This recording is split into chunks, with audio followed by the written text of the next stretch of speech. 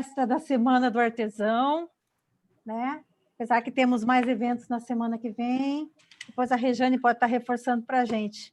Então, Hudson, eu já vou passar a palavra para você, a gente já tinha anunciado que você vai falar sobre as principais linhas de financiamento, né?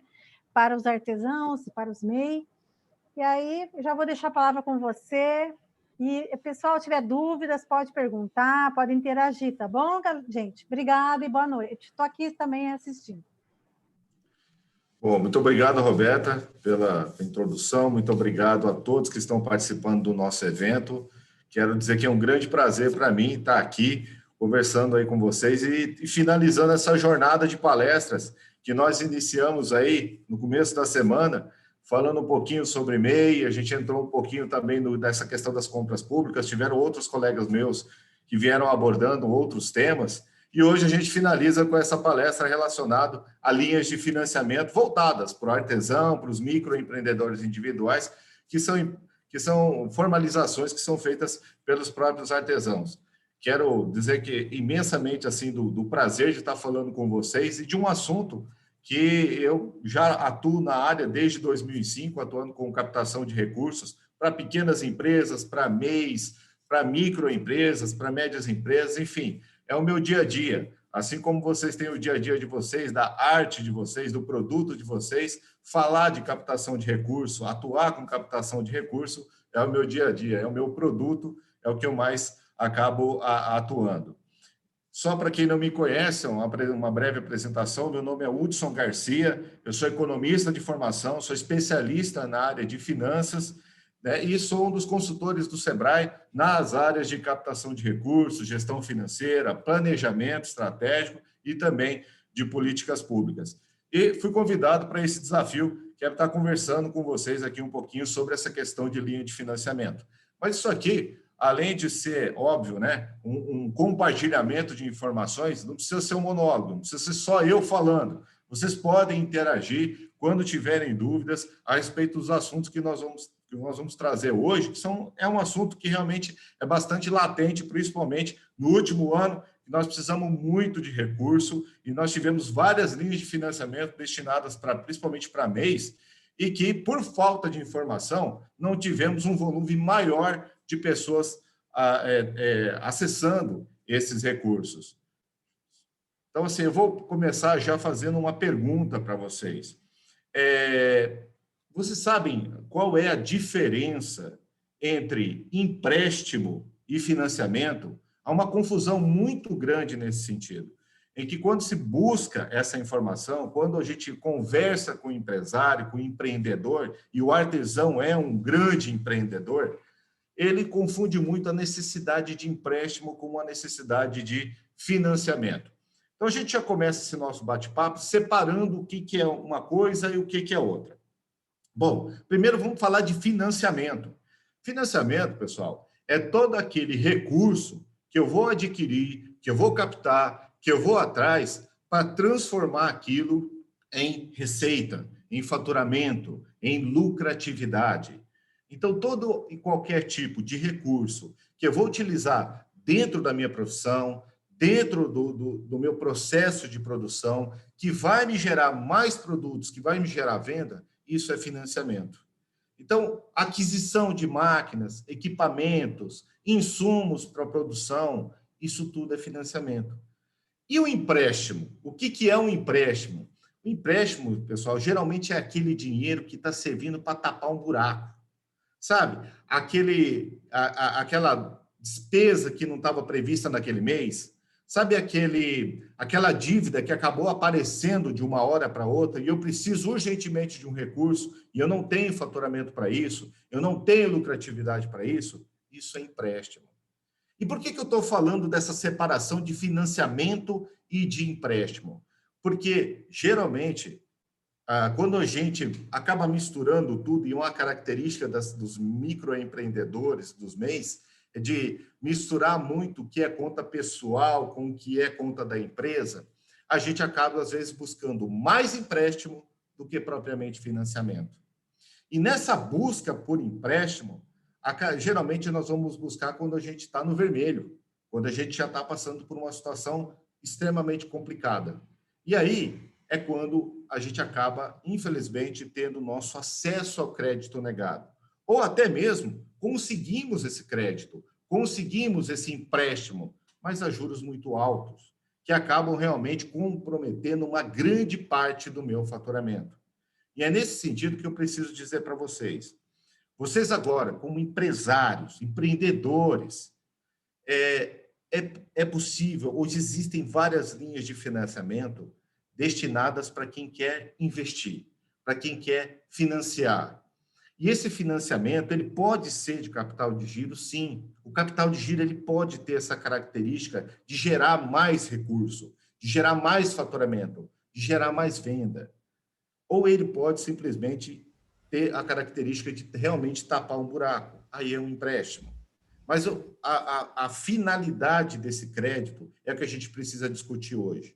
Então, ter muito em mente que quando eu falo em termos de investimento, quando eu falo em termos de buscar recurso, de aumentar a minha renda, eu estou falando de financiamento. E aí, quando eu falo financiamento, eu falo de taxa de juros mais barata, eu falo de taxa de prazos mais alongados, eu falo de planejamento estratégico mais definido. E quando eu falo em termos de empréstimo, eu estou falando de um dinheiro que vai me socorrer naquele momento. É um dinheiro mais caro, é um prazo mais curto. Então, hoje, o nosso objetivo é traçar para vocês uma estratégia para estar buscando a melhor linha de financiamento com a melhor taxa e o melhor prazo. Nós vamos apresentar todas as opções para que vocês tenham em mente aonde buscar esse recurso, quando buscar e principalmente quando ele faltar. Se faltar, existe jeito de buscar. Se você está planejando ampliar, se você está planejando colocar realmente o seu empreendimento em um outro patamar, também existem várias linhas de financiamento que estão previstas nesse sentido. Então, agora, eu vou compartilhar minha tela com vocês para a gente já começar a nossa exposição. Então, o primeiro item eu quero trabalhar o seguinte. É importante a gente ter em mente quais são os desafios dessa obtenção do crédito. Afinal de contas, quando eu vou buscar crédito, e isso é muito um tabu ainda entre os microempreendedores, entre as pessoas que são artesãs, elas ainda têm muito medo de estar buscando esse crédito. Eu converso com algumas pessoas e ouço isso. Ainda certo constrangimento de estar aí buscando o que realmente é de direito. Então, mas quais são esses principais desafios? Qual é o terreno que você vai encontrar quando você busca crédito? E aí eu vou trazer para vocês alguns dados para que vocês possam ter ciência de como está hoje esse mercado do crédito voltado para o MEI, para a EPP, para a microempresa, para que você comece a se preparar a poder buscar esse recurso na linha que melhor vai te atender. Então, inicialmente, a gente vai começar aqui com como que está a situação dos empréstimos. Deixa eu voltar aqui. Bom, deixa eu só diminuir aqui, pronto. Bom, primeira situação, nós estamos falando de um período de pandemia. Essa pesquisa que eu estou mostrando para vocês, ela foi publicada recentemente, agora no mês de fevereiro, mas é óbvio que ela tem resultados aí de 2020 todo. Então, se a gente imaginar, desde quando começou essa pandemia, a terceira edição, ela rodou por volta de março do ano passado, 38% de todas os MEIs, micro e pequenas empresas estavam buscando crédito, foram buscar crédito. Vocês podem perceber que conforme houve o agravamento dessa pandemia, houve um aumento no número de empresas que foram buscar esse crédito, né? Da mesma forma, quando o início da pandemia ainda não se tinha muito claro qual seria realmente o impacto nas pequenas empresas, nos artesãos, então você tinha 62% das empresas que não estavam buscando crédito. Isso diminuiu, porque a pandemia acabou se arrastando um pouco mais, e hoje 51% das empresas não estão buscando crédito, certo? E aí, se a gente imaginar esse outro gráfico aqui, em termos de dívidas, como é que está hoje a sua situação? Hoje, aqui diz que 35% de todas essas MEIs e microempresas têm empréstimos de dívidas em aberto, mas está em dia. Já 34% já está... Só um minutinho. A apresentação, para mim, ela está comendo uma parte aí. Ah, Ela é? não tá, para mim não está aparecendo, não sei para os outros. Deixa. Não sei se você diminui, porque aqui tá pegando uma parte e não estou vendo. Vamos lá, então deixa eu tentar de novo. Vamos compartilhar novamente. Vê se. E agora? Apareceu ela toda? Agora sim. Só, Ah, só perfeito. subindo ali a curva do não lá embaixo, né? Que não Uhum. aparece. O sim está aparecendo, a curva do não também não estou vendo. Você maximizou a sua tela? Talvez Só que seja vai ver que é a minha. talvez, talvez seja a Então, sua tela que todo não. mundo está enxergando? Não, só queria saber se os outros estiver, para mim, ok. Ah, Realmente, Hudson, tá cortando um pedacinho ali do não. Mas, é? olha lá, ó, o pessoal tá falando que tá, Tá no chat falando do não? Vamos parece... tentar novamente. Deixa eu parar aqui. Vamos lá. Vamos coisas realmente da modernidade, né, Não, é pessoal? que para mim estava cortando, não que não está aparecendo, parecendo está, mas Uhum. ela estava cortando parte da sua apresentação, porque eu recebi o seu slide, eu estava olhando aqui, aí estava Tá. cortando. Vamos lá. Vamos ver se agora vai aparecer. Tá. Vamos lá. Aqui. E agora? Apareceu toda a apresentação?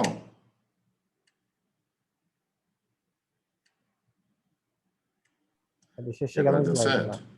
Oi? Pra mim Agora tá tá certo ok, agora. tá Agora tá ok, certo. agora tá. Deu certinho agora? Deu certo, agora deu, obrigada. Então, agora a gente vai poder evoluir. Bom, então vamos lá, pessoal. Então, só falando sobre empréstimo novamente, só esse detalhe, houve um aumento realmente das pessoas que passaram a buscar mais empréstimo com o agravamento da pandemia, né?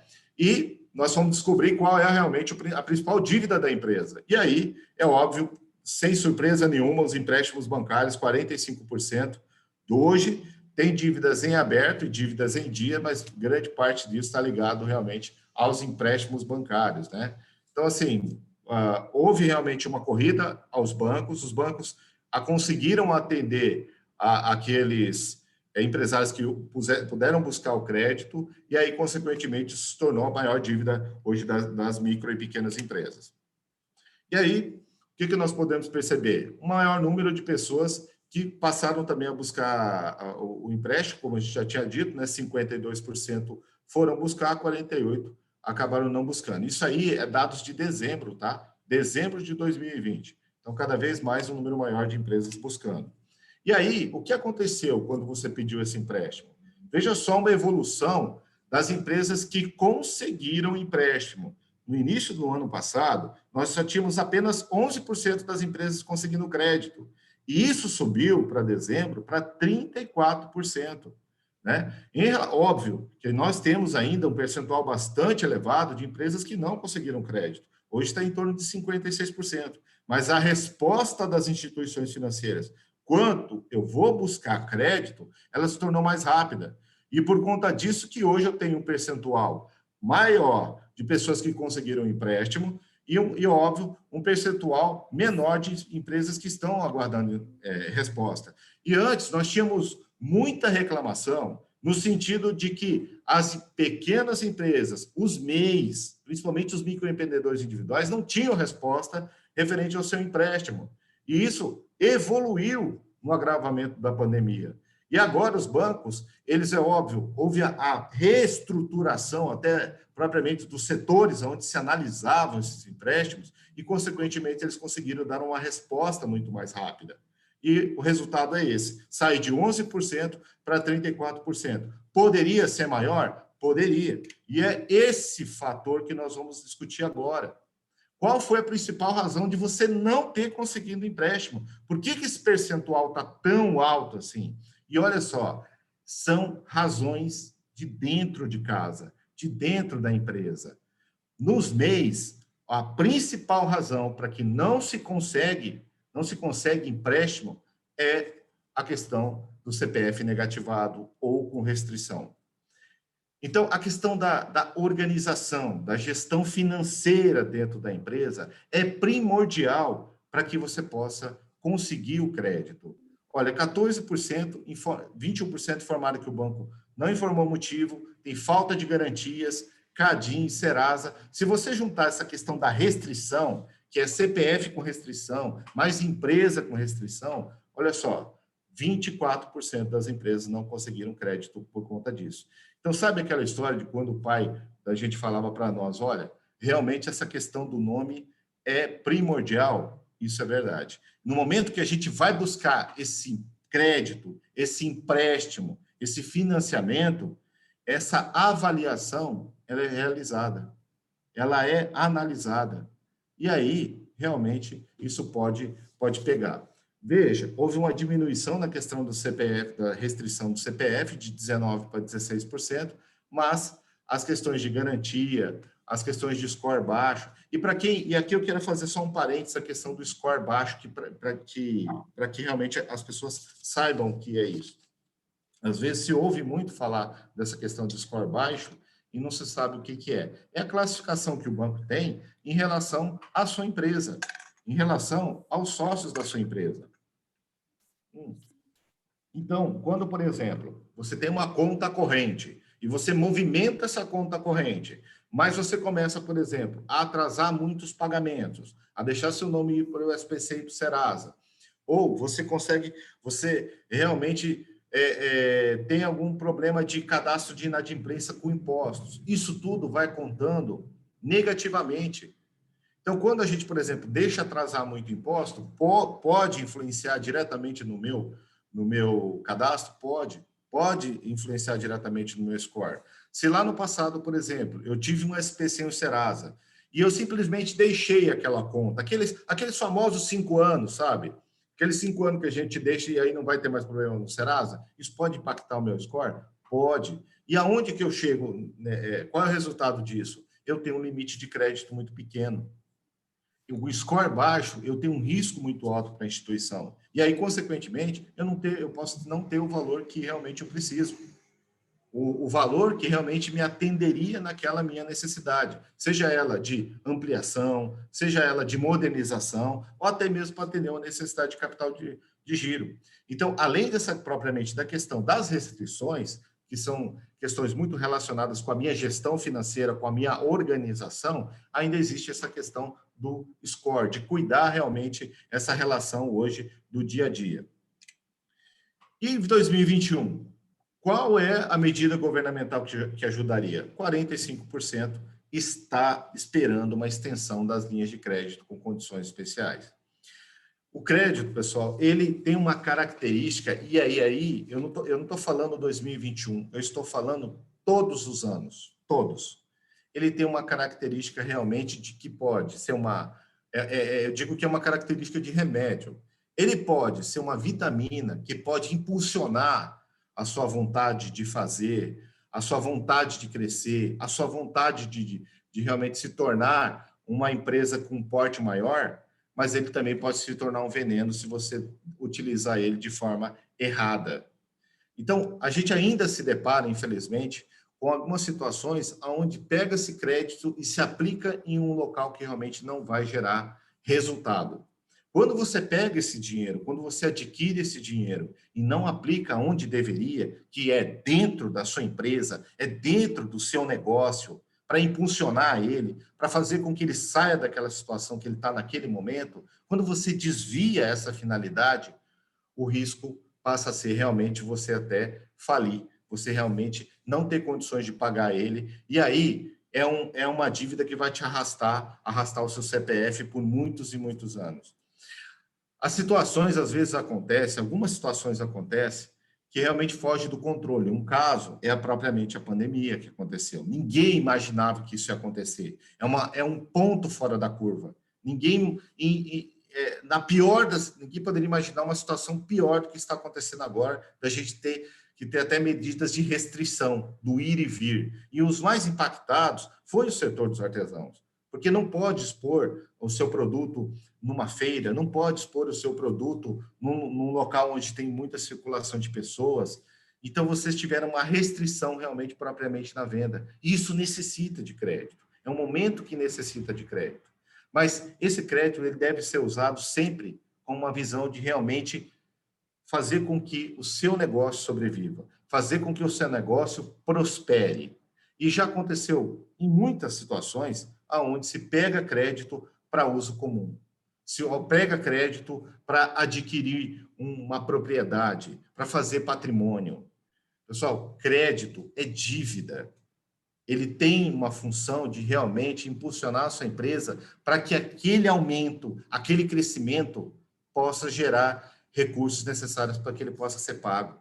Quando você pega crédito e aplica dentro de uma despesa a qual você não estava previsto, você precisa faturar mais para poder realmente pagar aquele empréstimo que você está fazendo. Quando você usa o crédito para comprar patrimônio, a sua empresa tem que vender mais, o seu negócio tem que vender mais para poder pagar aquela dívida que hoje está sendo feita para benefício próprio. Então, quando a gente fala que esses 45% de empresas precisam de linhas de crédito, é porque realmente a gente percebe que o horizonte delas em 2021 ainda não é de uma recuperação. Esse horizonte de 2021 ainda é de uma sobrevivência. E essa sobrevivência vai depender de crédito. Mas o crédito que vai ser utilizado realmente dentro do negócio, para fazer com que o negócio se sustente, e não um crédito que é utilizado para alguma outra finalidade. E aí a gente passa pela avaliação de como que funciona a cabeça do analista para ele fazer a concessão desse crédito. Porque, veja, se grande parte das empresas estão buscando crédito e grande parte das empresas não está conseguindo crédito, afinal de contas, como que funciona a cabeça desse ser? Eu não digo que é um ser humano, porque ninguém consegue conversar com um analista de crédito de uma instituição, porque, afinal de contas, ele fica dentro de uma diretoria de crédito blindada. Ninguém sabe quem é. Às vezes eu penso que é um robô, talvez, porque eu também não consigo falar com ele. Mas como é que funciona a cabeça dele? E aí eu trago para vocês qual é a receita de bolo. Isso aqui, os 5 Cs do crédito, não é uma novidade. Isso não aconteceu agora. Isso não foi estabelecido agora na pandemia. Isso acontece desde quando o Banco do Brasil, que foi o primeiro banco a ser instituído no Brasil, ele foi constituído. Esses são os 5 Cs do crédito de avaliação quando você entra com pedido de empréstimo, quando você entra com pedido de financiamento. O que ele vai avaliar? Primeiro, o primeiro C é o caráter. E aí eu digo o caráter tanto do sócio quanto do empreendimento. Quando a gente fala de microempreendedor individual, isso se confunde. Então, assim, como está hoje a questão de restrição dos sócios, do dono da empresa, da empresa, em relação aos fornecedores, em relação aos cadastros de inadimplência, em relação aos pagamentos que ele realiza. Afinal, assim, quando a gente avalia o caráter, a gente está mostrando assim, o quão confiável é a empresa. A gente sabe que, nesse momento, alguns intempéries aconteceu, que você acabou deixando, postergando, não pagando algumas contas, mas aí, nesse caso, como é que foi realmente essa sua dinâmica? Como que você tratou isso? Você simplesmente abandonou? Porque isso, geralmente, é o que acontece com algumas pequenas empresas. No momento que eu chego numa dificuldade muito grande, eu abandono a gestão financeira, porque eu fico meio assustado, não estou acostumado com aquilo. E é naquele momento que a gente tem que fazer ao contrário, é pegar a gestão financeira e começar a planejar ela. Para quê? Para que eu gere realmente um histórico positivo de crédito em relação a todos os meus fornecedores, a governo, aos meus fornecedores de insumo, às minhas instituições, mesmo que eu não tenha recursos, mas eu negocio. Eu preciso colocar para fora realmente o negociante que está dentro de mim. O que eu não posso deixar é que o meu caráter ele seja realmente sujado. Porque aí isso diminui a confiança na minha pessoa, isso diminui a confiança na minha empresa. E isso vai acabar me prejudicando no momento que eu estou buscando crédito. Segundo, as próprias condições. A situação financeira que a empresa está passando nesse momento é uma situação difícil. O microempreendedor está vivendo uma situação difícil. Mas isso é uma situação difícil que é em decorrência da pandemia, ou eu lá atrás, 2, 3 anos atrás, já venho com uma situação difícil, uma situação financeira complicada. Isso é avaliado pelo analista. Se realmente você tem um histórico onde você apresenta sempre uma situação financeira negativa, sempre uma situação de prejuízo o tempo todo, ele realmente vai avaliar isso de forma também negativa. Isso vai influenciar na concessão do crédito, seja no limite que ele vai te dar, ou seja até mesmo ele negando a proposta que ele vai te solicitar. Então, ter uma situação financeira favorável na empresa, dos sócios, é primordial para você conseguir crédito. Lembrando, situações difíceis acontecem. Pandemia aconteceu, o meu faturamento caiu, mas eu vinha de uma vertente positiva, eu vinha de vendas positivas. Então, isso é também considerado. A questão da capacidade. A gente chama, nesse caso aqui, que é o passo maior que a perna.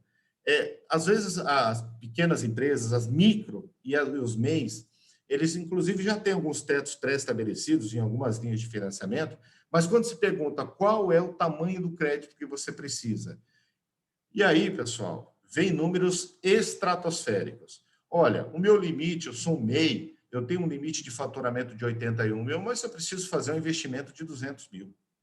Ou eu preciso, por exemplo, de uma necessidade de capital de giro de 128 mil.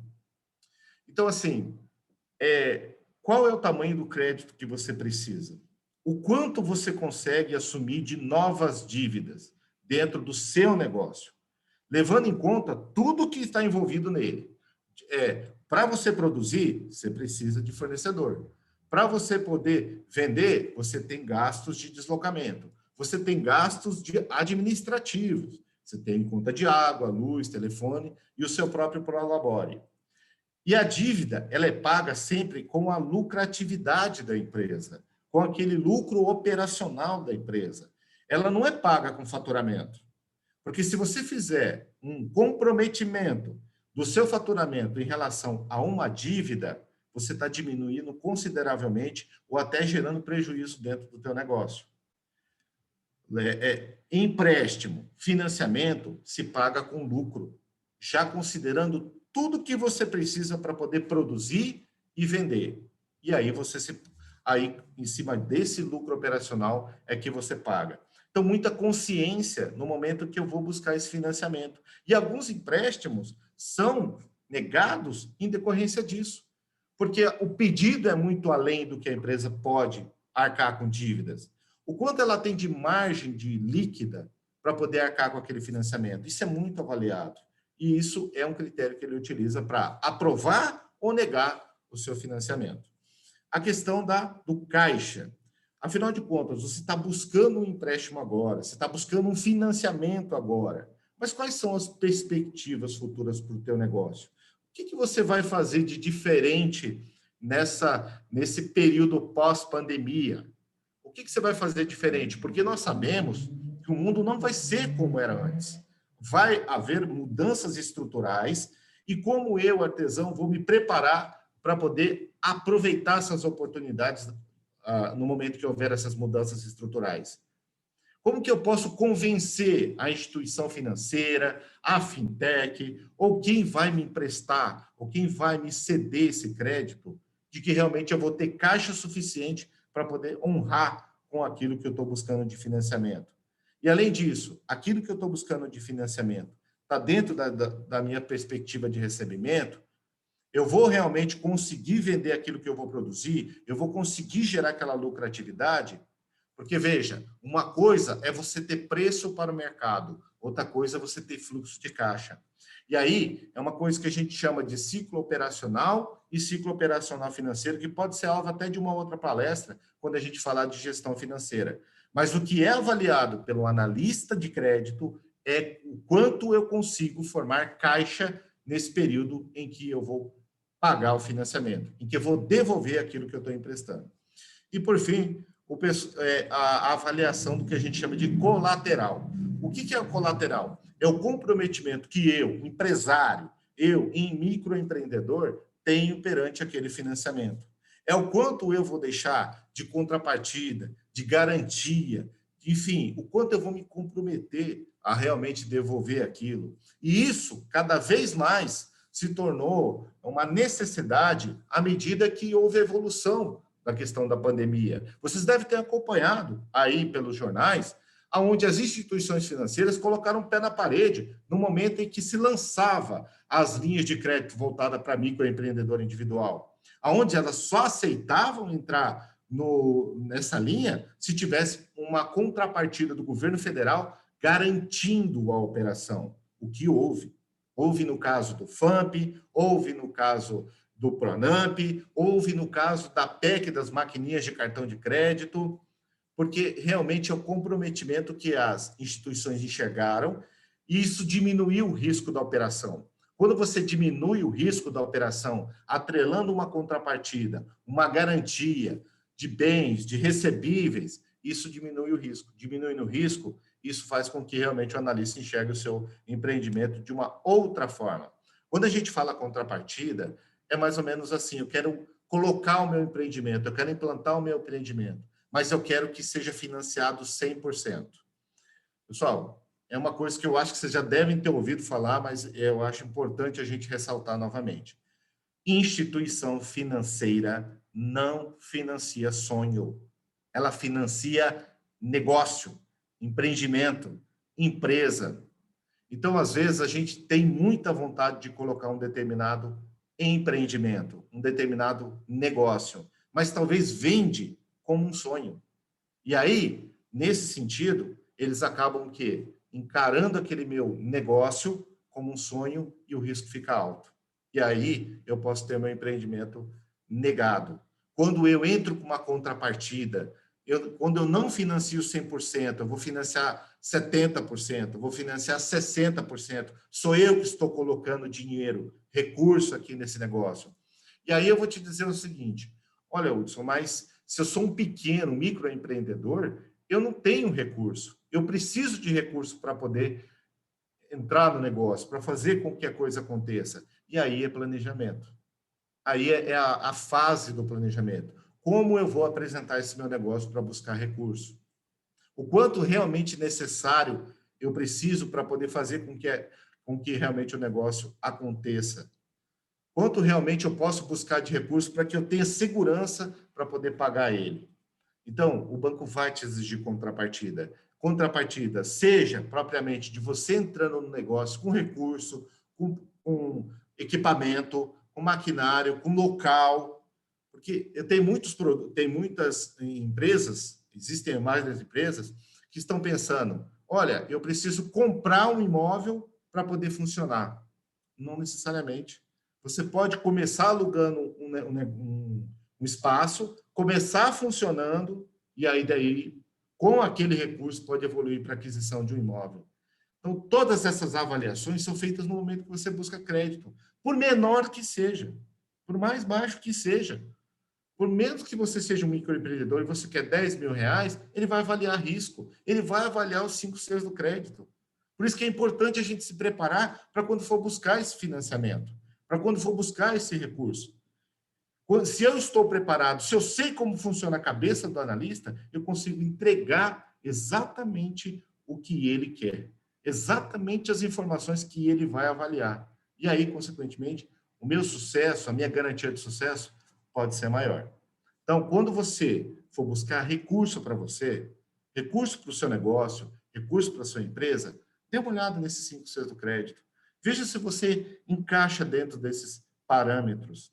Se você encaixar, aí pode montar a proposta e estar buscando realmente o recurso, porque aí as suas chances são maiores. E aí, gente, propriamente, a gente falou um pouquinho do cenário, de como está essa questão do crédito, a concessão dos créditos, e aí a gente vai falar, agora a gente vai entrar no mérito realmente das linhas de financiamento. E eu vou começar primeiro com as linhas de financiamento do governo federal. Tem muita gente que me diz o seguinte, olha, não tem linha de financiamento para MEI, eu não consigo, não tenho acesso. O gerente, malemar, me recebe. Então, agora, eu vou entregar todo o conhecimento para vocês, dizendo o seguinte, todas essas linhas que nós estamos falando aqui, nessa apresentação, estão em vigência. Se o seu gerente não sabe, se a pessoa com quem você conversou não sabe, ela precisa de informação. Ela precisa de informação, porque essas linhas de financiamento estão em vigor, estão em funcionamento.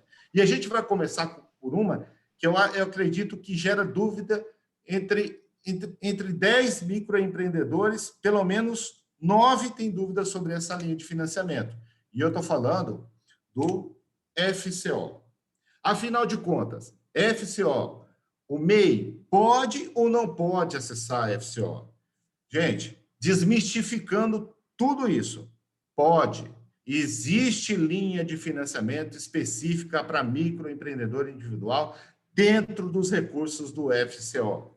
Para quem não sabe, o FCO é aquele Fundo Constitucional de Financiamento do Centro-Oeste, que é um dinheiro do Ministério da Economia, é um dinheiro federal, que é administrado pelo Banco do Brasil para operações que são geradas dentro do Banco do Brasil, do Sicredi, do BRDE e do Sicob, das cooperativas.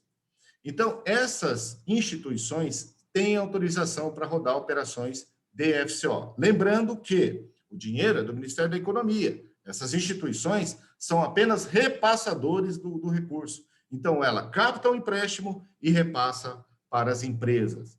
E microempreendedor individual tem, sim, direito de buscar esse recurso.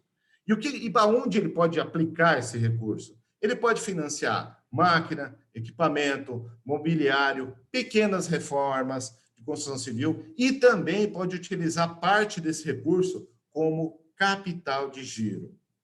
Então, assim, além de eu alavancar minha empresa, além de eu realmente conseguir ter equipamentos, além de eu conseguir fazer mobiliário, isso serve muito para aquele microempreendedor que está pensando, eu preciso contratar mais um funcionário, porque é permitido.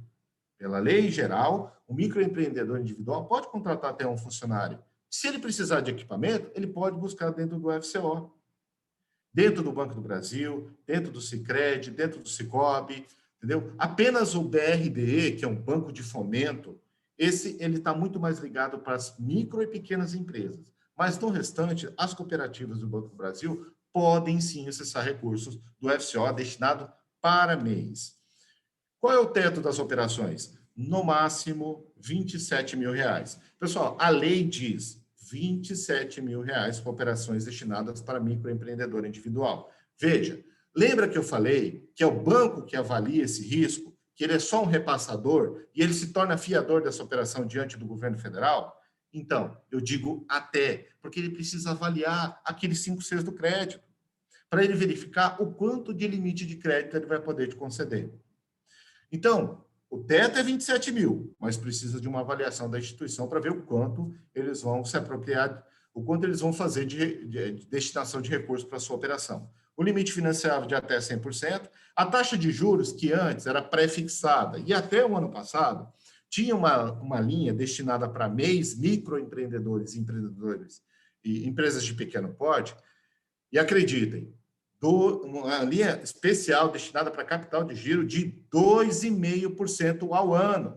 Isso foi em 2020, onde as empresas conseguiram ter acesso a esse recurso com um prazo de 24 meses para pagamento, com 6 meses de carência. Então, foi possível acessar essas linhas de crédito. Hoje, ela está com variação mensal do IPCA mais 3,7% ao ano, tá? Esse 3,7% ao ano. Isso eu estou falando database de março de 2021. Pode haver alguma mudança? Pode. Tudo depende do IPCA. Mas o máximo que vai atingir, você sendo um microempreendedor individual, considerando que esse IPCA dispare, vai atingir em torno de 7% ao ano. Ainda é um bom negócio buscar recursos do FCO. O prazo para quitação de financiamento de até 36 meses, considerando um prazo de carência de até 3 meses. A questão das garantias, ela é definida pelo próprio Banco do Brasil ou pela cooperativa para cada operação. Se ela sentir que a operação gera um certo risco, ela pode te pedir uma garantia. Se ela observar que realmente o risco nenhum, que aqueles 5 Cs do crédito estão plenamente atendidos, ela pode dispensar. E aí, realmente, hoje, em geral, eles estão pedindo ou alguma garantia real, ou aval dos proprietários, ou algum fiador que venha fazendo a operação. Essa relação, tem muita gente que me pergunta, Hudson, mas qual é a relação? Se eu vou pegar 10 mil, quanto eu teria que deixar de garantia real? seria em torno de 130% do valor que você está financiando, ou seja, R$ 13.000. E aí a necessidade, se existe necessidade de proposta, em geral é necessário, quando a gente busca recurso do FCO, eu preciso apresentar uma proposta de financiamento, ou se eu tiver um plano de negócio, que aí realmente com o plano de negócios, a gente consegue até diminuir o risco dessa operação. E detalhe, mas eu sou um artesão, não consigo fazer plano de negócio, não tem problema. Aqui no Sebrae, a gente tem oficinas de plano de negócio e também consultores especializados que podem te ajudar a elaborar tanto essa proposta de financiamento como esse plano de negócio. Segunda linha que eu quero trabalhar com vocês é a questão do Pronamp, uma linha nova que, graças a Deus, no ano passado foi aprovada e salvou muitas empresas, mas muitas empresas, vocês não têm noção, porque realmente as empresas estavam desesperadas, estavam fechadas e não tinham como arcar com as suas despesas fixas, financeiras, e foi criado realmente o Pronamp, que é uma briga assim, de muitos e muitos anos, que o setor empresarial tem para realmente disponibilizar essa linha. E ela é destinada principalmente para quê? Capital de giro. É aquele dinheiro que você precisa, principalmente para se salvar nesse período da pandemia. É óbvio, com aquele recurso, você pode utilizar para aquisição de produtos, você pode utilizar para a aquisição de algum equipamento, pode. Existe um teto, mas você pode destinar para isso também.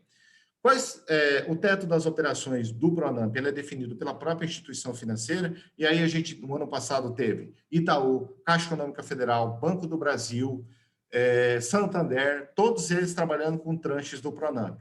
Gente, deixa eu só te dizer uma coisa. O ano passado, quando liberou a primeira tranche do Pronamp, ela foi liberada para a Caixa Econômica Federal. Em 2 dias tinha aplicado 100% do recurso. O Banco do Brasil demorou 1 dia. O Santander, 4 horas. E o Itaú, 2 horas. Só para você ter uma ideia, a agilidade com que esses bancos conseguiram colocar o Pronamp no mercado. E isso para todo tipo de empresa que era correntista do banco, óbvio, né? E já estava com o limite de crédito preparado. Limite financiável, até 30% do faturamento total anual, isso eu estou considerando 2019, ou 50% do capital social do MEI, no caso, se ele tiver menos de 12 meses de funcionamento. Taxa de juros, por que vocês estão vendo um item que estão aí em vermelho? O Pronamp, ele encerrou o ano passado. Ele não funcionava o ano passado. Este ano, ele retornou, já tem o projeto de lei aprovado, e eu acredito que, se não essa semana, mas na próxima semana, já será anunciado o novo Pronamp, que é um novo recurso que vai vir para o mercado para abastecer os MEIs, as micro e as pequenas empresas. Mas houve algumas mudanças. E é esse item em vermelho que eu quero chamar a atenção de vocês. A taxa de juros, que antes era taxa Selic anual mais 1,25% ao ano, agora ficou taxa Selic anual mais 6% ao ano. Então, houve realmente esse aumento na questão da taxa de juros, muito por conta da inadimplência de algumas operações que acabaram rodando em 2021. O prazo de quitação até 36 meses e a carência, que antes era de até 8 meses, e até foi prorrogada mais 3 meses, ela acabou indo para 11 meses, a partir de 2021, ela vai modificar para 6 meses. Eu coloquei 6% aí, mas na verdade são 6 meses. Ela muda para 6 meses. Necessidade de vincular garantias depende muito da instituição e de cada operação. Se ela entender que existe um risco alto naquela operação, ela pode solicitar uma garantia. Mas, em geral, só está exigindo o aval dos proprietários ou dos fiadores. Eu estou dizendo de operações que já foram realizadas, tá? Então, nesse interim, aval com o fiador. E necessidade de proposta? Não precisa. As operações de Pronamp, elas estão sendo negociadas diretamente com as instituições financeiras. Então, eu preciso contratar alguém para estar buscando recurso do Pronamp? Não. Eu tenho que estar, e aí nós vamos mostrar as boas práticas lá no final, eu tenho que estar realmente com 5/6 do crédito afiado e as boas práticas em dia. Aí eu posso conseguir também recursos do Pronamp. A questão dos recursos do FAMP também, que é uma linha de financiamento da Caixa Econômica Federal em parceria com o Sebrae, né? E a ideia é o quê? São recursos destinados também para capital de giro. Só que também podem ser utilizados para investimento, dependendo do tamanho realmente do investimento que você precisa. Talvez seja aquela pessoa que precisa de uma máquina de costura, ou talvez seja aquele artesão que precisa de um esmerilhador. Então, às vezes são investimentos pequenos que até vale a pena que juntando eles vale a pena você estar buscando também esse recurso do FAMP. O teto das operações é definido pela instituição financeira, no caso a Caixa Econômica Federal, só que o limite ele é de até R$12 mil, 12,5. Quando a gente fala teto das operações, eu posso pedir 12,5 mil? Pode, só que aí tem que verificar como que está realmente o seu limite de crédito lá dentro. Então, pode ser até 12,5 mil, ou seja, R$12.500, mas não necessariamente que vai ser definido isso para aquela sua operação. A taxa de juros de 1,59% ao mês, uma taxa pré-fixada, o prazo de quitação até 24 meses após o período de carência. Eu tenho uma carência que pode durar até 9 meses, e aí eu tenho um período que depois desses 9 meses, até 24 meses, para poder quitar esse financiamento. Necessidade de vincular garantias é o próprio fundo de aval da micro e pequena empresa, que garante essa operação. Até 85% dessa operação é garantida pelo fundo de aval da micro e pequena empresa. E se existe necessidade de proposta? Não. As operações do FAMP estão sendo negociadas também diretamente com a Caixa Econômica Federal. Aí a gente vem para as... Então, na questão dos créditos governamentais, esses 3 créditos governamentais que são destinados para mês, veja, nenhum deles, infelizmente, eu posso pedir como pessoa física. Infelizmente, não. Não há previsão legal para que eu possa buscar esses créditos com essa taxa de juros reduzida como pessoa física. Obrigatoriamente tem que ter um CNPJ, tem que ser um microempreendedor individual. Nesse outro caso aqui, o microcrédito orientado é uma nova modalidade que vem crescendo cada vez mais, principalmente junto a microempreendedores individuais. Alguns de vocês até pode já ter utilizado dessa linha de financiamento e nem saber, mas o microcrédito hoje ele é extremamente importante dentro do nosso país e está muito vinculado às atividades dos MEIs. Como que ele funciona? Ele é uma linha de financiamento que tem essa função, está destinada para MEI e destinada para microempresas, ou seja, empresas com faturamento até R$360 mil. E aí, pessoal, você pode utilizar isso da melhor forma possível. Você pode utilizar isso para investimento, você pode utilizar isso para atender uma necessidade de capital de giro. E nesse caso aqui, o microcrédito orientado, ele não necessariamente está nas mãos das instituições financeiras. Existem hoje os bancos como o Bradesco, o Santander, a própria Caixa Econômica Federal, o Banco do Brasil, que trabalham hoje com o microcrédito, o Banco Safra, mas tem também, além dos bancos tradicionais, também existe aqueles bancos digitais. Os bancos digitais também estão trabalhando com microcrédito destinado para microempreendedores individuais. Então, vocês veem que aí o meu leque de opção abre bastante. Eu não fico necessariamente vinculado aos bancos tradicionais. Eu posso estar buscando, diversificando o meu pleito de crédito, a minha busca de crédito, também incluindo essa questão dos bancos digitais, porque eles também estão trabalhando com microcrédito. O teto das operações do microcrédito é definido realmente pela instituição financeira ou pelo banco digital que você escolher. A taxa de juros fica em torno de 1,2% a 3,5% ao mês. Puxa, mas aí já é uma taxa cara. Mas tudo depende do risco da operação que você está oferecendo para a instituição. Quanto mais risco você risco de inadimplência, eu estou dizendo, risco de não pagar o financiamento.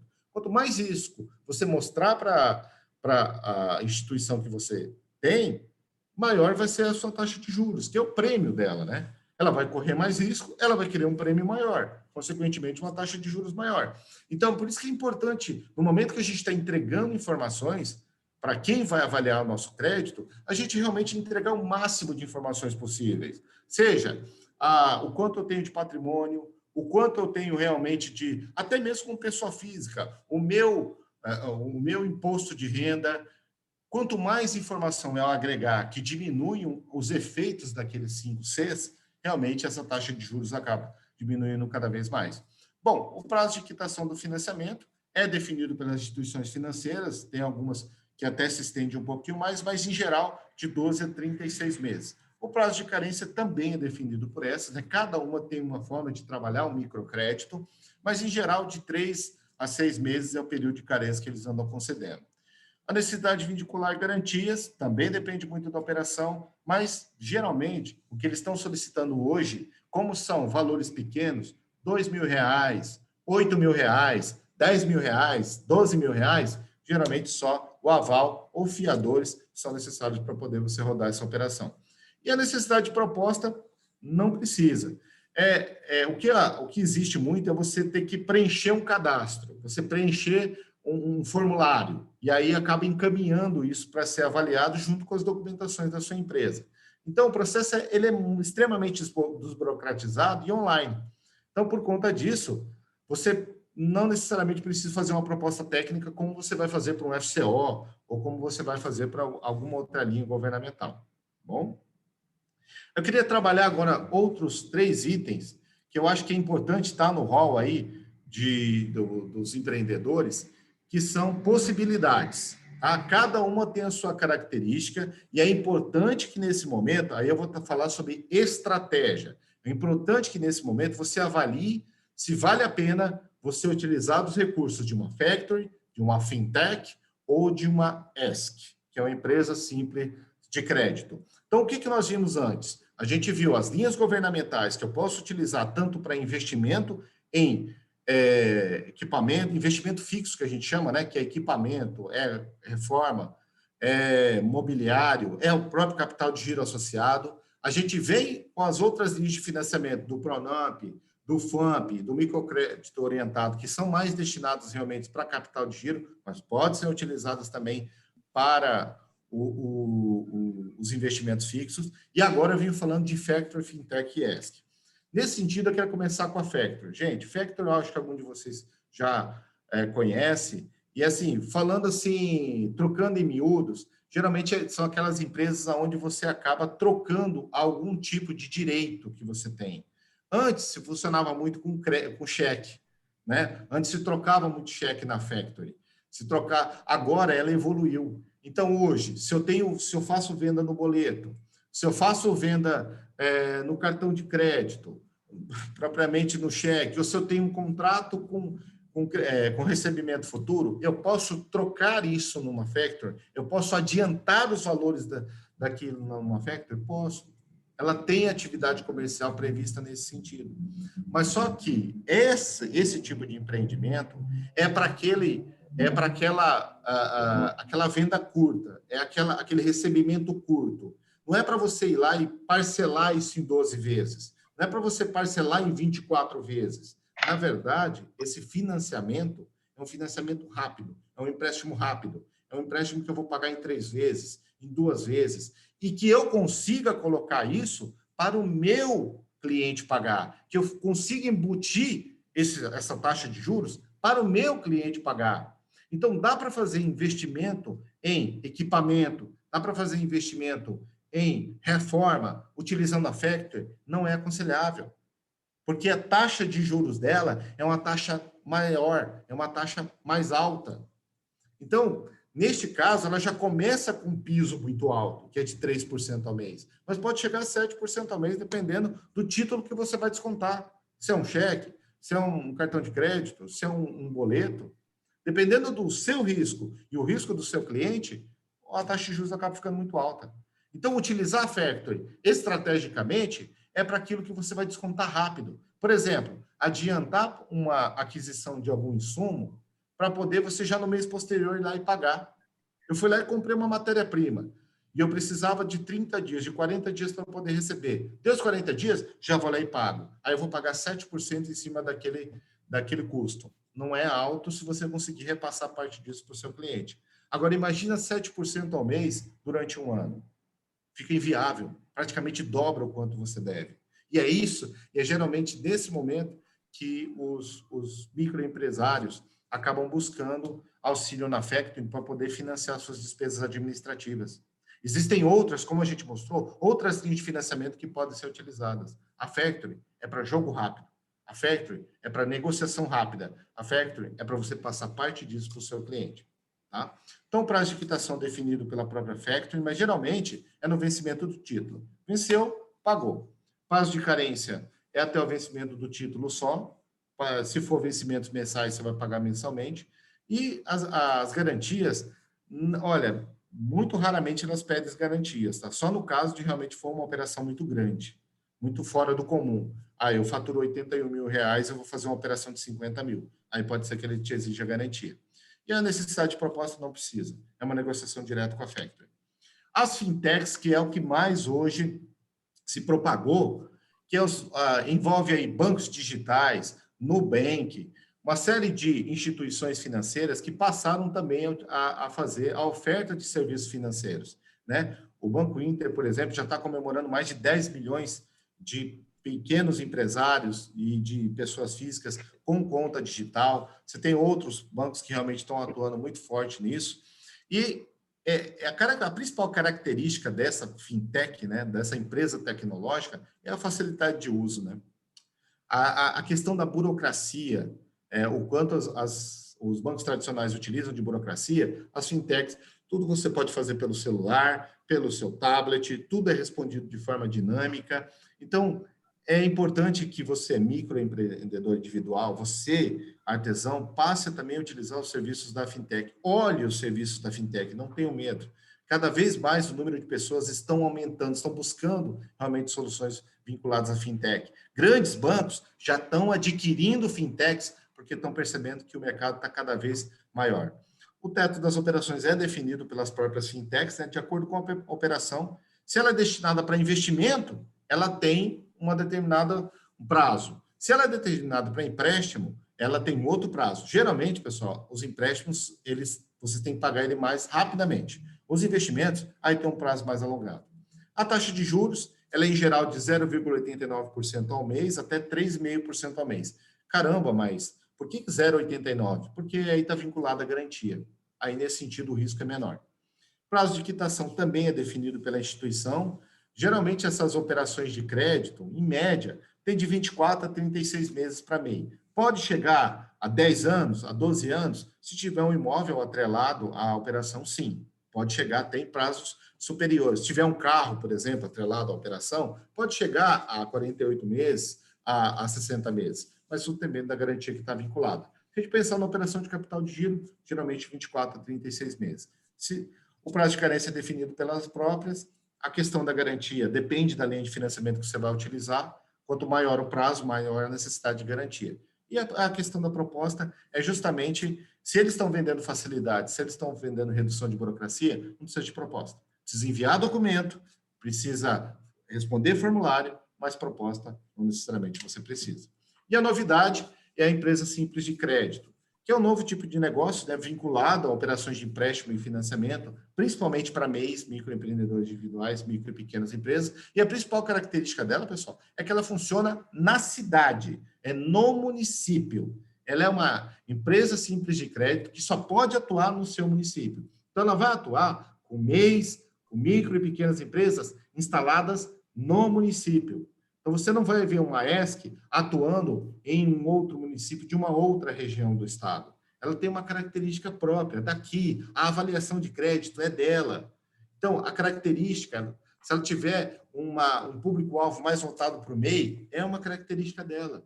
Então, isso também é uma novidade. Isso também é algo que tem que ser colocado no radar dos microempreendedores, no sentido de realmente, às vezes, ter operações rápidas. Ela não é uma operação barata em relação ao FCO, por exemplo, mas pode ser aquele desafogo, aquela resolução, aquilo que você precisa resolver na hora. Às vezes, aquele tipo de desconto que você tem na aquisição do equipamento que é necessário para poder pagar esses juros. Então, avaliar estrategicamente a ESC e avaliar a fintech é nesse sentido. O quanto de desconto você vai ter pagando à vista? Aquele desconto paga toda a taxa de juros que você vai fazer nessa operação, da fintech, da ESC? Ou aquele desconto que eu estou recebendo do meu fornecedor é necessário para poder pagar esses juros? É assim que tem que avaliar. Porque os juros, ele gira em torno de 2% a 6% ao mês, dependendo do risco da operação. E são operações de 6 meses até 24 meses. Depende muito do quanto você vai financiar e o que você vai financiar. Prazo de carência, geralmente não tem, mas pode ser negociado entre a ESC. Como é uma empresa local, você pode poder negociar. E a garantia, óbvio, né, vai estar vinculada àquela operação. Quanto maior o risco, maior a necessidade de garantia. Se precisa de proposta? Não. É uma operação direta, você negocia diretamente com a ESC.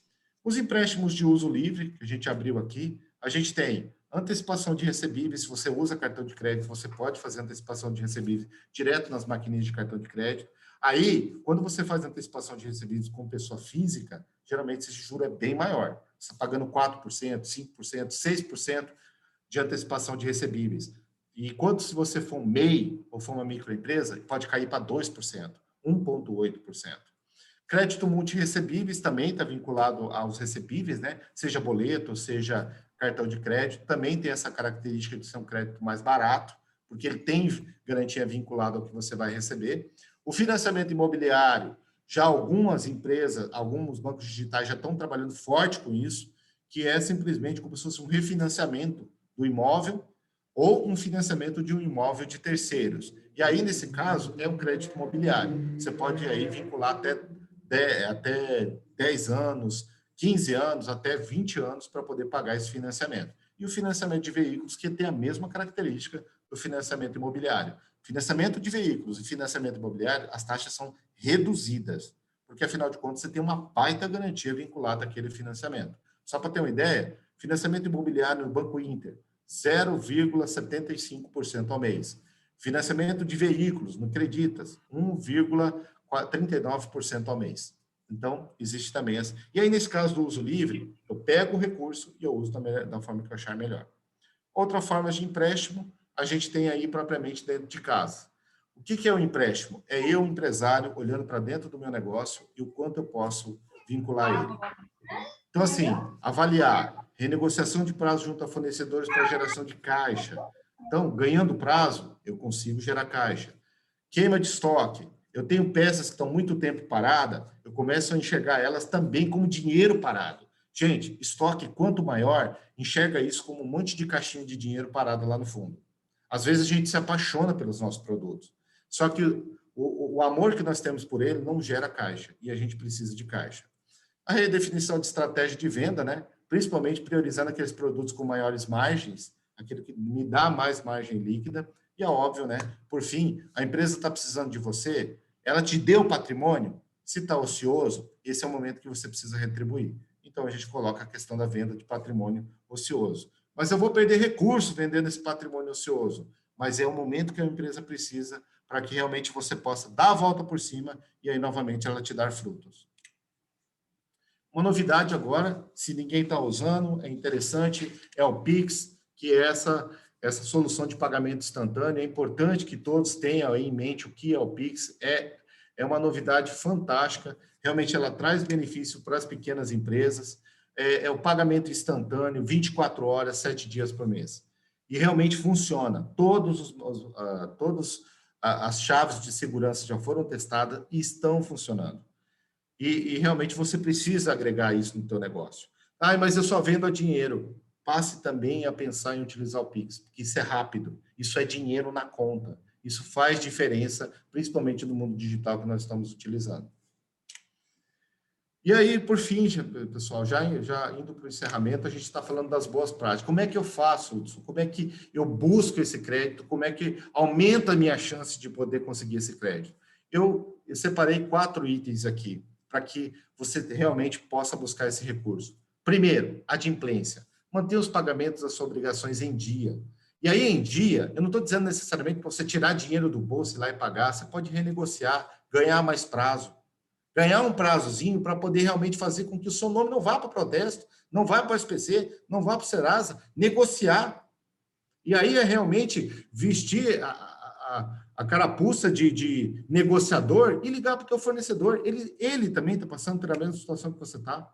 Negociar com ele, evitar ao máximo o protesto, porque aí você realmente vai manter o seu score intacto. Então, órgãos públicos, já tem legislação prevista para realmente você postergar os pagamentos. Fornecedores, bancos, enfim, evite a qualquer momento essa questão da inadimplência. Relacionamento. Gente, não precisa ter medo do banco. pode conversar com o gerente, pode ir lá buscar o seu recurso, mantenha realmente um relacionamento com o banco, porque o que se diz muito é, não existe crédito para microempreendedor individual. Mas você foi lá buscar? Você falou com o gerente? Não, não fui. Ah, não, aquele gerente eu acho que ele é metido. Gente, construir um relacionamento é importante. O gerente vai defender a sua necessidade de capital de giro, o seu investimento, junto à diretoria de crédito. Construa um relacionamento com ele. Não tenha medo da instituição financeira. Cadastro.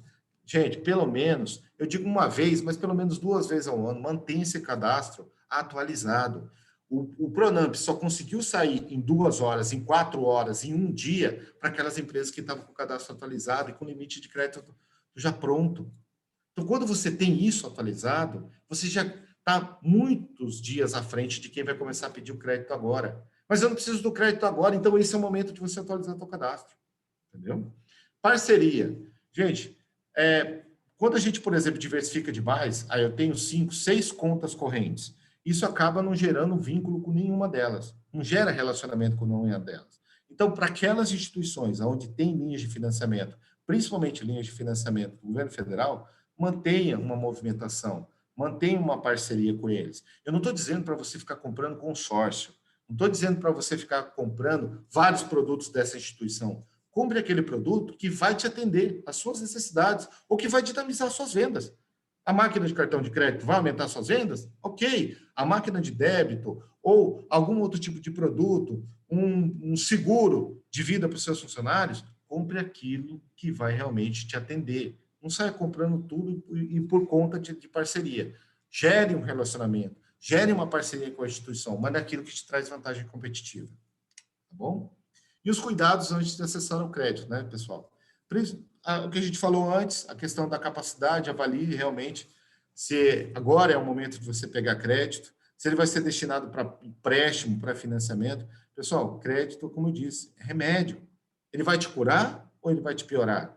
Para que você vai utilizar aquilo? É realmente para colocar dentro da sua empresa? Seja muito honesto nesse sentido. Ah, não, eu quero aproveitar uma oportunidade para realmente adquirir uma chácara para mim. É o momento? Será que é o momento de você fazer uma dívida daquele tamanho para a sua empresa pagar? Fazer um planejamento para pagar as parcelas, isso é primordial. Eu vou assumir um investimento daquela envergadura, eu vou assumir uma dívida daquela envergadura, eu tenho que saber se eu pago. E outra, não é pagar com faturamento, não, é pagar com lucro. É não comprometer mais que 15% do meu faturamento para pagar aquela dívida. Porque os outros 75% eu preciso honrar com todos os meus fornecedores, funcionários, e óbvio, também me pagar, também gerar um prolabore para mim. Conhecer as modalidades de crédito disponível no mercado para evitar que no desespero você vá até aquele crédito mais caro. Pesquisar principalmente sobre prazo, taxa de juros. E aqui eu chamo a atenção principalmente dessa questão de taxa efetiva de juros, tá? Às vezes ele diz, é 2% ao mês, mas aí você vai verificar quando isso é exponenciado, quando isso é calculado na ponta, vira 2,3, 2,4. Ou quando eu coloco IOF, taxa de administração, taxa de não sei o que mais, vai virar 3, 4% ao mês. É importante você perguntar para o teu gerente, ou para quem você está adquirindo o crédito. Realmente, qual é a taxa efetiva de juros que eu estou pagando? É isso que eu quero saber. Afinal de contas, esse é o custo do seu capital. Gente, muita gente, eu tenho visto isso muito no Facebook, tá? Gente, não tem milagre. Não tem coisa fácil quando se fala em crédito. Eu passei para vocês todos os macetes dos 5 Cs, das melhores boas práticas. E aí eu observo no Facebook assim, financiamento para quem está com restrição, SPC, Serasa, 0,2% ao mês. Gente, cuidado. Cuidado com golpes e fraudes. Isso está acontecendo demais. Tem muita gente caindo nisso. É preciso avaliar se aquela instituição que está buscando, que está te dando aqueles recursos, se ela é credenciada no Banco Central. E para isso tem um telefone, se vocês quiserem anotar, 145. 145, você descobre se essa instituição realmente está credenciada no Banco Central. Ou entra lá no site do Banco Central e verifica isso. Não acreditem em falsas promessas. Não acreditem em crédito barato, prazos alongados, sem vincular nenhuma garantia, com com processos extremamente rápidos, e principalmente com aquele que ele fala, aquele que o vendedor te diz, não, tu tem que me adiantar R$ 2.000, R$ 1.000, 400 reais para eu poder te financiar 5.000, 6.000. Gente, muito cuidado com esses golpes, isso tem acontecido muito aqui, principalmente na Praça do Mato Grosso do Sul. E principalmente leia com o contrato, gente, com muita atenção. Muita atenção. Pode ter alguns pormenores lá, que depois, lá na frente, quando você for terminar o financiamento, você vai descobrir que não foi um bom negócio. Está com dificuldade? Chama ajuda. Pede para ler junto com você. Tira todas as suas dúvidas antes de assinar. Se ele vai fazer um financiamento sem contrato, não existe isso. Todo financiamento, todo empréstimo precisa gerar um contrato. E você tem que estar ciente de todas as cláusulas que estão previstas nele. Se depois de tudo isso você ainda precisa de ajuda, nós temos o Sebrae Orienta, e dentro do Sebrae Orienta, na consultoria de gestão financeira, tem uma consultoria chamada avaliação de capacidade de pagamento.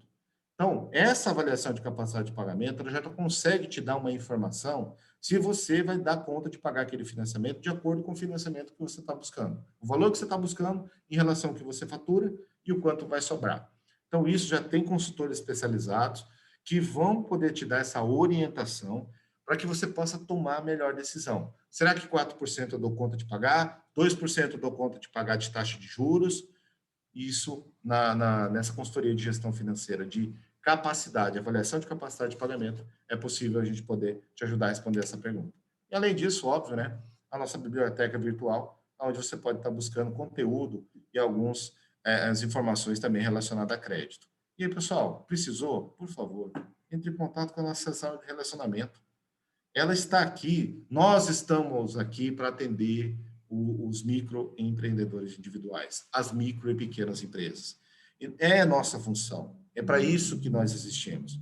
Mas a gente só pode colocar o ofício para funcionar a partir do momento que tem uma demanda. Usem e abusem dos consultores do Sebrae.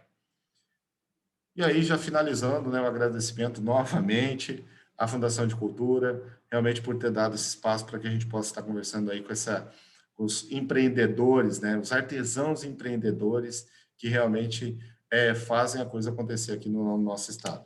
E por fim, pessoal, só deixando a mensagem para vocês, a gente não pode prever o futuro, né? A pandemia que nos diga, né? Mas a gente pode criar ele. Então, eu acho que com informação correta, com vontade de fazer, a gente vai conseguir ir muito longe. E assim, sozinho, a gente vai mais rápido. Mas se a gente se unir, se a gente criar uma rede, realmente uma rede de relacionamento, uma rede de compartilhamento de informações, uma rede de um ajudando o outro, nós vamos mais longe. Sozinho, vamos mais rápido. Mas juntos, nós vamos mais longe. Roberto, é com você. Obrigado, Hudson, pelas suas palavras, pelo conhecimento passado aqui para a gente. Aí, o pessoal, tiver dúvidas, quiser perguntar, pode perguntar, que o momento é agora. Se tiver com vergonha, pode digitar também no chat.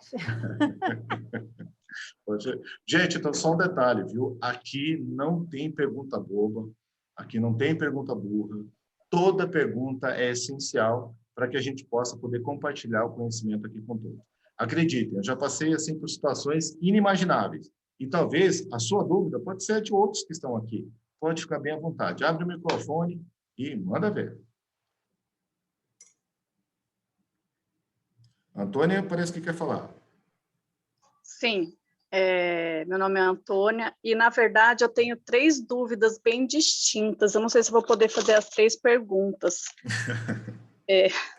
Eu também não sei se eu vou poder responder essas 3 perguntas. Então, a primeira é, quando a gente vai comprar um carro, pelo CNPJ, a gente tem um desconto de 20%. Com o CNPJ do MEI, a gente consegue esse mesmo desconto e é viável isso? Posso te responder já? Pode. Tá. Antônia, não é uma obrigação das concessionárias, tá? Não é algo que está imputado. olha, realmente você tem que dar 20%, você tem que dar 30%. Não. Existe realmente essa questão das empresas, dos MEIs, poderem comprar, adquirir carros com 20%. Tem alguns modelos, inclusive, Antônia, que pode chegar até 30% de desconto, viu? É que aí você vai ter que analisar a marca, né, a concessionária, e qual é o modelo que realmente você vai poder adquirir. Olha, primeiro, um desconto desse tamanho, para mim, é extremamente viável, e aí é óbvio que você precisa avaliar a questão da utilidade. Às vezes você precisa de um carro utilitário que vai dinamizar ainda muito mais o seu serviço. Opa, vamos utilizar. Eu preciso de um carro que vai fazer várias entregas, ou que vai carregar as pessoas. No caso, por exemplo, dos MEIs, que são Ubers, né? Ubers 99. Então, assim, se ele tiver uma utilidade e que realmente aquilo vai te trazer recurso, eu acho bastante interessante. Olha, Hudson, mas eu quero comprar para o meu lazer, para o meu passeio. O quanto a sua empresa vai ter que vender a mais para poder pagar aquela prestação? Talvez essa seja a avaliação. Então, vale a pena? Muito. O tamanho do desconto é rentável. Só um pequeno detalhe agora, são parênteses que eu vou fazer, no caso, por exemplo, de receber uma multa, né? Quando você tem um carro no CNPJ, você recebe uma multa, você automaticamente já tem que destinar aquela multa para uma pessoa física, senão aí a multa acaba tendo valor dobrado. Certo. As outras duas perguntas é em relação aos 5 Cs que você falou lá atrás. Perfeito. Eu tinha uma empresa por 20 anos. Eu tive essa empresa com CNPJ microempreendedor, né, ME. E eu vendi essa empresa e o telefone da empresa estava vinculado ao meu CNPJ, que era uma conta telefônica jurídica. E eu não consegui cancelar, entendeu? Aí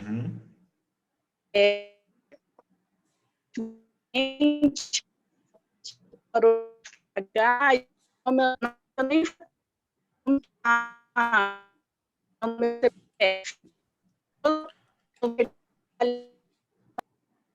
Oi?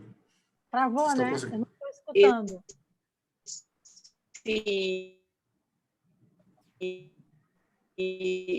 Esse CPF, ele leva...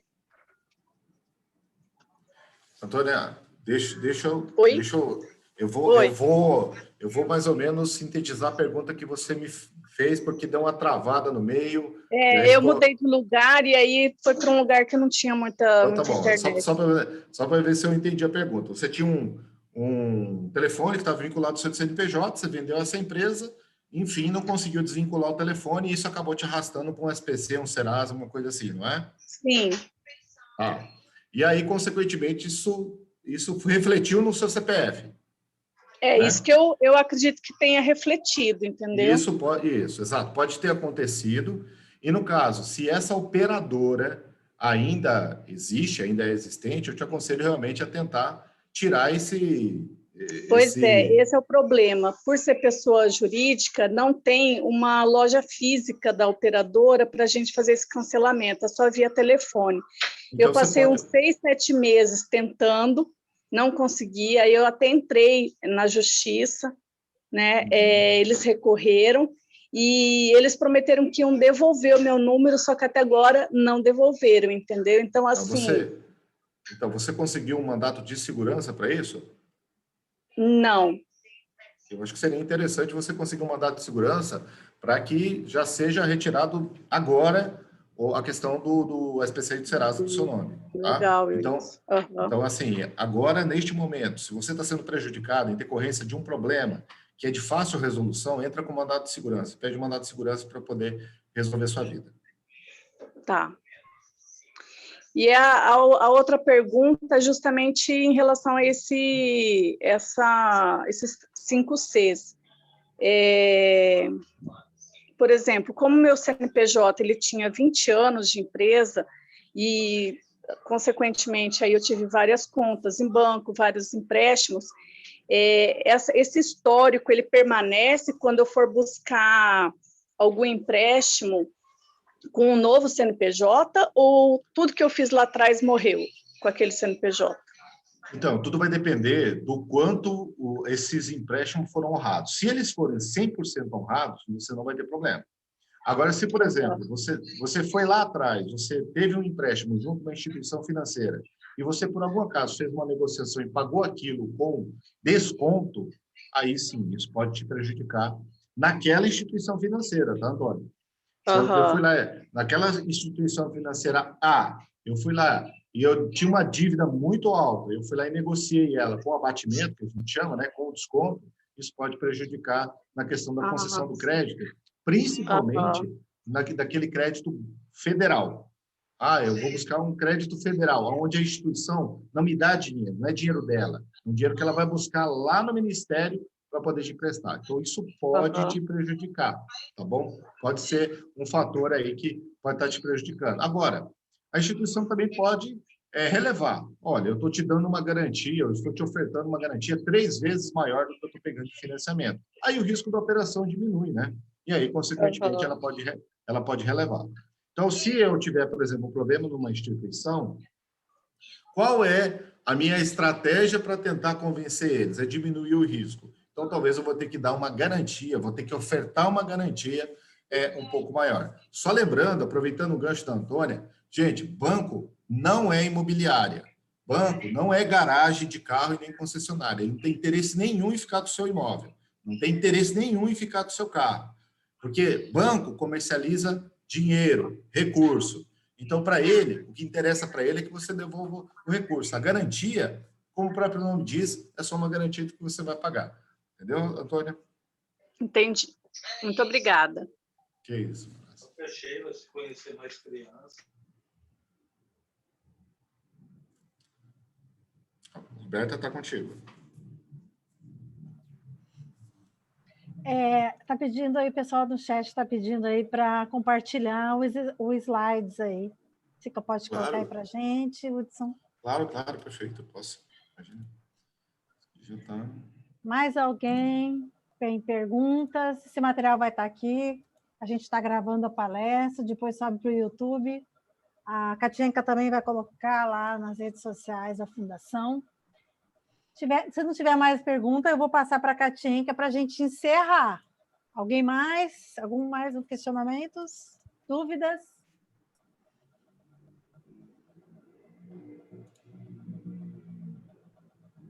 Está tendo agradecimento aí pela palestra. Katienka, você pode fazer seu encerramento? Katienka está aí? Tá. Foi. Hoje não estou no escuro. Gente, boa noite, pessoal. Não estava no começo, estava participando de uma reunião do Conselho de Cultura, mas estamos aqui, mas assisti mais da metade, consegui ver um pedaço.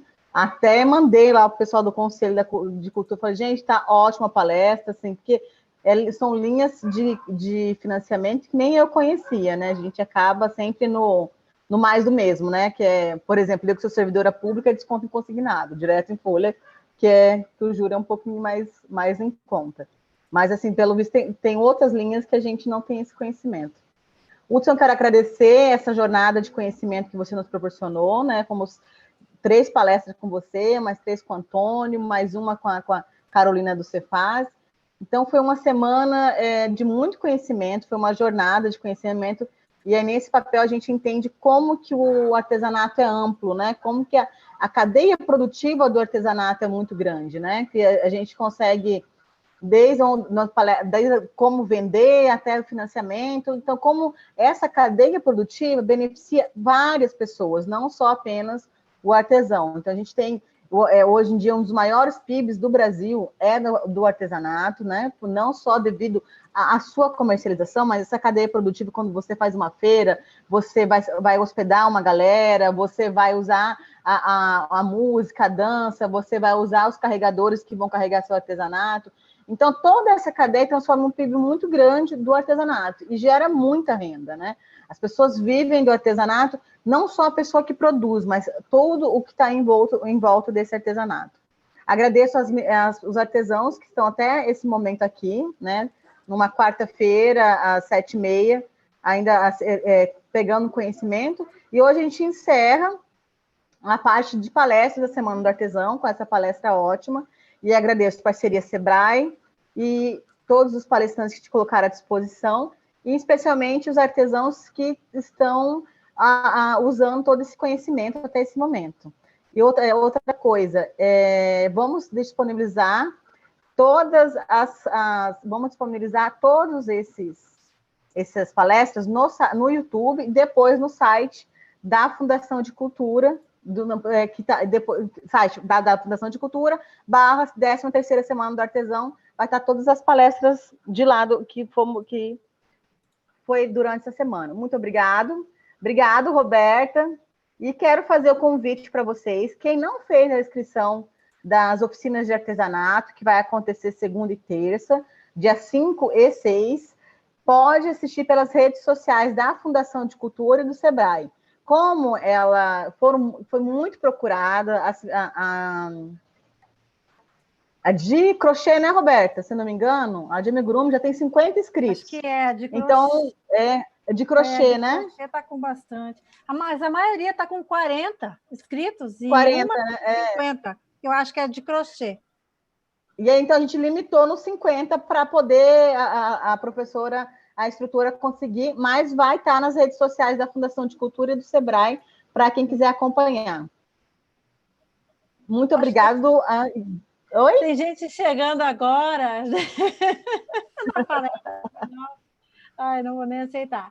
Então tá, gente. Eu quero agradecer também em nome do Sebrae, Hudson, a brilhante palestra, Katienka pela parceria, e o Sebrae está aí para ajudar no que for preciso, com ações, tá bom? Então, assim, bola para frente. Semana que vem temos as oficinas e agradecer a presença. Gostei bastante. Teve um público bastante participativo nessas palestras, nesses 3 dias. Fiquei bastante contente. Não esperava tudo isso de público, não. Fiquei bem contente. Mas, então, assim, muito obrigada. Agradecer mesmo, tá? Ao apoio, ao Hudson, tá bom? E muito obrigada e até uma próxima oportunidade aí. Pessoal, obrigada e boa noite. E sucesso aí. Uma feliz Páscoa, né? Feliz Páscoa para todo mundo, né? Gente, é Páscoa. Nossa, eu estou tão perdida. Eu estou tão, assim, os feriados aí que confundiram a minha cabeça. Roberta Katienka, só um minutinho. Eu gostaria também de agradecer, fazer as palavras de vocês. Muito obrigado pelo espaço, obrigado pelo tempo de vocês. Obrigado aí por estar todo mundo aí realmente pensando num mundo melhor e também, óbvio, né, utilizando essas informações da melhor forma possível. Quer dizer que a gente está sempre disponível para atender os artesãos, os microempreendedores, e a gente quer cada vez mais compartilhar mais informações, né, Roberto? Até estive comentando, a gente fazer outras oficinas voltada para preço, voltada para gestão financeira, fluxo de caixa, porque a nossa ideia realmente é cada vez mais... Sua área, né, Hudson? Sua área, eu acho que a gente pode colaborar muito ainda. Com certeza, é isso mesmo. Você já mostrou aí o que ele está fazendo, tem o Sebrae Orienta aí, que é gratuito, para quem precisa, é um comecinho, mas depois, se precisar especificar mais a consultoria, a gente entra no detalhe. Mas isso daqui eu acho que deu para dar uma pincelada bacana de tudo que a gente está precisando para esse momento. E essa forma de fazer evento online, né, Katienka, foi uma forma inovadora para os artesãos, né? Mas eu acho que é o que chegou para ficar. A gente vai ter que quebrar algumas barreiras aí, né? Estamos aqui aprendendo, eu também estou aprendendo bastante. Mas gostei da participação, como eu falei, achei que foi bastante válido e vamos ter outras oportunidades, sim, de outros eventos, com certeza. Muito obrigada a todos, obrigado, Hudson, Katienka, e a todos os participantes, e até uma próxima. E semana que vem estarei lá nas oficinas, acompanhando. Se cuidem, usem máscara e álcool em gel. E boa Páscoa, né, gente? Come pouco chocolate. Vamos tentar dar uma desestressada, né, com esse momento meio tenso, né?